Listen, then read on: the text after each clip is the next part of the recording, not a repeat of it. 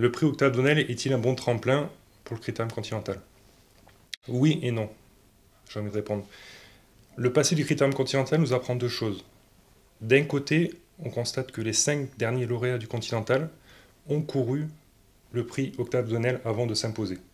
Mais d'un autre, on peut aussi noter que depuis 2007 et la victoire de Prodigious, plus aucun trotteur n'est parvenu à réussir ce doublé.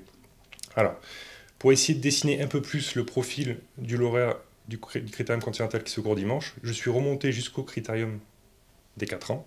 Et là, j'ai constaté qu'en prenant les 4 derniers lauréats du Critérium Continental, on constate qu'ils ont un second point commun, c'est que les 4 chevaux ont tous conclu dans les 3 premiers du Critérium des 4 ans qui s'est disputé au mois de mai dernier.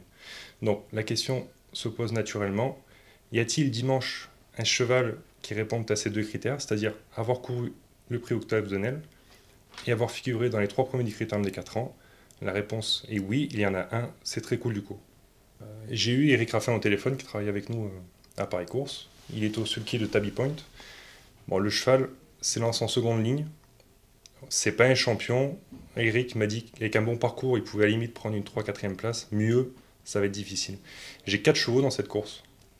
The Best Madric, déféré des 4 pieds pour la première fois. Le cheval évolue sur sa distance, court bien sur sa fraîcheur, a un bon numéro dans la voiture. Pour moi, sa place est dans les 3 premiers.